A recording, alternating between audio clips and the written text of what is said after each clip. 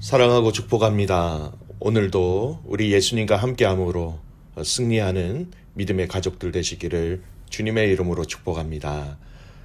오늘은 다시 오실 주님을 기억하십시오 라는 제목으로 함께 말씀을 나누고자 합니다. 오늘 본문은 고린도 후서 13장 마지막 장인데요. 1절에서 5절까지만 말씀을 읽도록 하겠습니다. 13장 1절에서 5절까지 말씀입니다. 내가 이제 세 번째 너희에게 가리니 두세 증인의 입으로 말마다 확정하리라. 내가 이미 말하였거니와 지금 떠나 있으며 두 번째 대면하였을 때와 같이 전에 죄 지은 자들과 그 남은 모든 사람에게 미리 말하노니 내가 다시 가면 용서하지 아니하리라.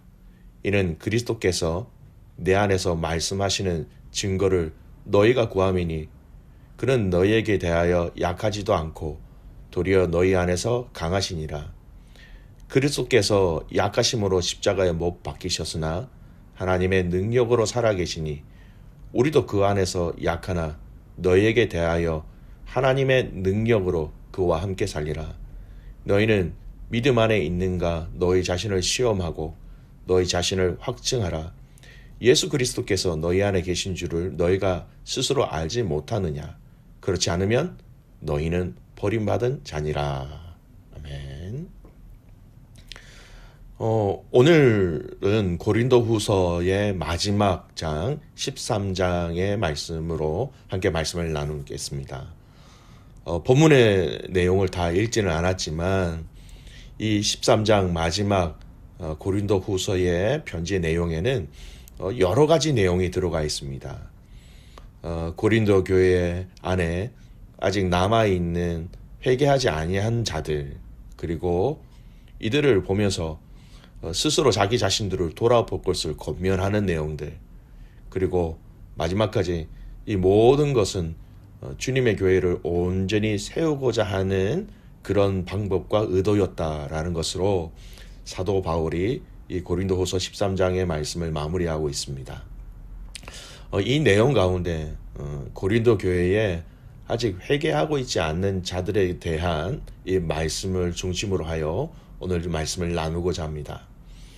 먼저 오늘 본문에서는 바울은 세 번째 고린도 교회 방문을 약속하면서 그가 고린도 교회에 세 번째 방문할 때 고린도 교회 안에 있는 죄 지은 자들에 대해서 용서하지 않겠다라는 강한 어조로 자신의 의지를 이야기하고 있습니다.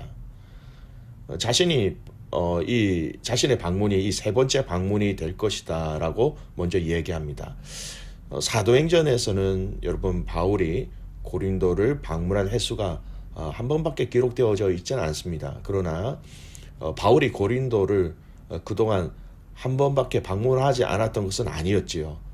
첫 번째 방문은 최초로 고린도에 가서 복음을 전할 때에 그것이 이루어졌고요. 사도행전 18장에 이루어졌고, 두 번째 방문은 소위 근심의 방문이다. 갑작스러운 방문이었죠. 2주 전 주일 예배 시간에 이것을 설명드렸고요. 이제 이 편지가 가고 난 이후에 방문을 하게 되면 세 번째 방문이 되는 셈이 됩니다. 이 세 번째 방문을 통해서 바울이 고린도 교회 가운데 먼저 분명히 하고자 하는 일이 있었습니다. 그것이 무엇이냐? 2절 말씀을 보세요. 내가 이미 말하였거니와 지금 떠나 있으나 두 번째 대면하였을 때와 같이 전에 죄 지은 자들과 그 남은 모든 사람에게 미리 말하노니 내가 다시 가면 용서하지 아니하리라. 죄 지은 자들에 대해서 얘기합니다. 여러분, 이 죄 지은 자들이 누구인지 어제 읽었던 말씀이죠. 12장 21절 하반절에 확인할 수 있어요. 어제 본문입니다. 내가 전에 죄를 지은 여러 사람의 그 행한 바 더러움과 음란함과 호색함을 회개하지 아니함 때문에 슬퍼할까 두려워하노라 라는 말씀이 있죠. 두 번째 방문하였을 때 더럽고 음란하고 호색함을 회개하지 아니하는 그들을 이렇게 정죄하지는 않았지만 이제 내가 세 번째 방문할 때에는 그들의 행한 더러운 음란 호색함들 그들이 회개하고 있지 않다면 그들의 죄를 용서하지 않겠다라고 분명히 말합니다. 여러분, 이 용서하지 않겠다라는 의미는요, 결국 이 초대 교회의 말씀의 가르침과 내용으로 볼 때 회개하지 아니하면 출교하게 하겠다라는 거예요. 교회를 떠나게 함으로 남아있는 교회 가족들과 교회의 거룩함을 지켜나가겠다라고 말하고 있는 것입니다. 여러분, 여기서 우리는 이 주님의 몸 되신 교회를 세우는 아주 중요한 원리를 발견하게 됩니다. 이 중요한 원리는요, 우리 하나님이 가지고 계신 속성과 같습니다. 바로 공의와 사랑이라는 것이지요. 여러분, 공의가 무엇입니까? 죄에 대한 정확한 지적과 해결입니다. 무엇이 선한지, 무엇이 죄인지 명확하게 드러내게 하는 것. 그래서 우리 하나님은 공의의 하나님이 되시죠. 그렇기 때문에 하나님은 우리 성도가 이 죄의 문제가 개인과 공동체 안에 그대로 남아있게 하는 것을 하나님은 원하고 계시지 않는 것입니다. 회개함을 통하여서 이 죄의 문제가 그리스도 안에서 해결되어지기를 원하고 계신 것이지요. 또 한편 다른 것은 바로 사랑입니다. 바울이 두 번째 방문에 이를 해결하지 않고 세 번째 방문을 통하여서 해결하고자 하는 것, 여러 가지 의미가 있겠지만 바로 죄지은 그들에게 회개의 기회를 주고 있는 것입니다. 그리고 먼저 회개하라고 이 편지를 통하여서 알려주고 있는 것이죠. 그들을 사랑하는 마음으로 인하여서 그들이 스스로 자복하고 하나님 앞에 나올 수 있도록 사랑의 마음으로 그들에게 주님께로 돌아올 수 있는 기회를 주고 있는 것입니다. 사랑과 공의의 모습이 함께 보여지는 이 사도 바울의 모습을 통해서 지금 이 시대에 우리가 함께 지키고 함께 세워가야 할 교회는 결국 하나님의 공의와 하나님의 사랑으로 함께 세워져 가야 한다는 것을 분명히 우리에게 보여주고 있는 말씀이에요. 여러분, 공의만 주장하면요, 사랑을 찾아볼 수 없지요. 사랑만 주장하면 공의를 찾아볼 수 없는 것입니다. 사랑과 공의가 함께 공존하고 있어야 하는 것이죠. 또 여러분, 주님의 사랑과 주님의 공의예요. 사실 이 공의와 사랑을 실천하는 원리가 여러분 무엇입니까? 공의와 사랑을 실행한다라는 것은요, 굉장히 힘들고 때로는 굉장히 아픕니다. 사랑한다는 것, 여러분 얼마나 힘듭니까? 공의를 실행한다는 것, 여러분 그것도 얼마나 힘듭니까? 이 사랑과 공의를 실행하는 데 있어서 이 힘듦과 이 아픔을 내가 경험하겠습니다라는 자세와 원리가 바로 이 공의와 사랑을 실천하는 원리가 되는 것이지요. 다른 지체를 사랑할 때 정말로 내가 힘들어 쓰러질 정도로 사랑해야 합니다. 다른 지체를 공의로 대할 때 정말 내 가슴이 아프고 찢어지는 고통을 느끼면서 그 공의를 행해야 하는 것입니다.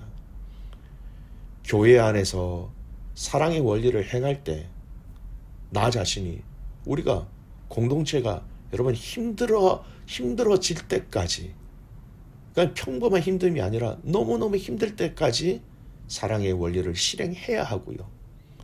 교회 안에서 공의의 원리를 실행할 때도 나 자신이, 우리가 공동체가 너무나 힘들어할 때까지 그 공의를 저희들이 실행해야 한다라는 것입니다. 이 말은 바꿔서 얘기하면 단순히 말로만 사랑으로 말로만 공의를 실행하겠다라는 것이 아닙니다. 단순히 말로서 하는 사랑과 공의는 오히려 공동체를 연약하게 만들 수 있기 때문입니다. 그 힘듦과 그 어려움이 있겠지만 이 공의와 사랑의 원리로 함께 나아갈 때 주님의 교회와 주님의 성도들이 아름답게 세워지게 되는 것입니다. 여러분, 이 말씀은요, 개인적인 신앙의 적용점도 얼마든지 찾을 수 있습니다.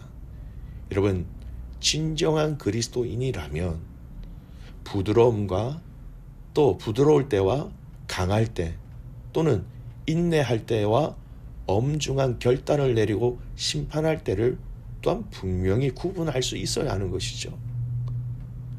그래서 부드럽게 권면하고 참고 인내해야 할 때에는 실수와 잘못을 범한 자에 대해서 70번씩 7번이라도 참고 기다려 주어야 하지만 끝내 잘못을 회개하지 않고 계속 범죄할 경우에는 하나님의 엄중함으로 판결하고 징계해야 하는 것입니다. 여러분, 이 사랑과 공의의 하나님의 마음이 저와 여러분 안에 부어짐으로 말미암아 여러분 자신이 사랑과 공의로 세워지고 또 이 믿음의 공동체와 교회가 사랑과 공의로 함께 든든히 세워지는 은혜가 있기를 주님의 이름으로 축복합니다. 두 번째, 오늘 본문을 통해서 함께 나누고 싶은 말씀은요, 바로 다시 오실 예수님입니다. 오늘 이러한 사도 바울의 메시지는 우리 주님이 다시 오실 때에 행하실 일들을 자연스럽게 머릿속에서 그릴 수 있게 합니다. 머릿속에 그려지시죠. 우리 주님이 다시 오실 때 어떻게 하신다고 성경은 말씀하고 계십니까? 바울이 편지를 통하여 미리 그들이 회개하지 아니하면 그들을 용서하지 않겠노라 이렇게 이야기한 것처럼 우리 주님은 마지막 그때 당신을 믿는 자와 믿지 않는 자들을 구별하셔서 심판하실 것을 말씀하셨습니다. 또한 산자와 죽은 자를 막론하고 모든 자들을 심판하실 것이다 분명히 말씀하셨어요. 하지만 로마서 8장 1절 말씀에 보면 이제 그리스도 예수 안에 있는 자에게는 결코 정죄함이 없다라고 말씀하셨기 때문에 요한복음 5장 24절에는 우리를 이미 사망에서 생명으로 옮긴 신자들이라고 믿는 자들이라고 말씀하셨기 때문에 이 심판은 우리에게 그 구원을 위태롭게 하지는 못한다라는 것입니다. 오늘 우리는 늘 항상 이 예수님이 다시 오실 것을 기억하며 살아가야 합니다. 그 마지막 날 신자와 불신자를 포함한 모든 사람들이 하나님의 그 심판, 예수 그리스도의 그 심판대 앞에 서게 될 것입니다. 고린도후서 5장 10절 말씀이에요. 이는 우리가 다 반드시 그리스도의 심판대 앞에 나타나게 되어 각각 선악간에 그 몸으로 행한 것을 따라 받으려 함이라. 여러분, 바울이 자신의 세 번째 이 방문을 통하여 죄 지은 사람들에 대한 경고와 회개를 촉구한 것은 결론적으로 다시 오실 주님을 기억하라라는 이 최종적인 메시지로 귀결되어지는 것입니다. 그리고 바울은 이 죄 지은 사람들에 대한 이 경고를 통하여 고린도 교회 모든 가족들에게 이 5절 말씀을 중심으로 하여 다시 권면합니다. 모든 가족들에게 이들의 죄악을 통하여서 무엇을 하라고 얘기하고 있습니까? 너희가 믿음 안에 있는지 시험하고 확증하라고 얘기합니다. 너희 안에 예수 그리스도가 계신지 너희 스스로가 알라라고 얘기합니다. 여러분, 너무나 중요한 말씀입니다. 다시 오실 그 주님을 기다리면서 너희가 믿음 안에 있는지 너희가 테스트하고 컨펌해 봐라는 겁니다. 그리고 너희 안에 예수 그리스도가 계신지 너희 스스로가 알고 있어야 한다라는 구원에 대한 함께 하심에 대한 확실성을 강조하고 있는 것입니다. 오늘 이 고린도후서의 말씀을 마치면서 여러분, 우리는 늘 잊지 말아야 할 것이 있습니다. 우리 예수님 다시 오십니다. 그 다시 오실 그 예수님을 기다리며 사는 우리의 삶입니다. 그리고 여러분, 우리 스스로를 그 성령 안에서 함께 점검할 수 있어야 합니다. 나 자신이 믿음 안에 있는지, 내 안에 예수 그리스도가 계시는지, 오늘 여러분의 마음에 그리스도를 향한 믿음이 가득 채워지며 또 이 믿음으로 오늘 이 하루 승리하며 다시 오실 주님을 흔들리지 않고 끝까지 이 자리를 지켜나가며 기다리는 저와 여러분 되시기를 주님의 이름으로 축복합니다. 아멘. 기도하겠습니다. 살아계신 아버지 하나님, 감사와 찬송과 영광을 주님 앞에 올려드립니다. 하나님, 우리에게 먼저 이 예수님을 보내주셔서 감사합니다. 이 예수님의 죽으심과 피 흘리심과 부활하심과 다시 오심을 믿게 하여 주시니 참 감사를 드립니다. 이제 다시 오실 그 주님을 기다리는 그 믿음으로 하루하루 승리하며 기뻐하며 감사하며 살아가는 모든 가족들 되게 하여 주시옵소서.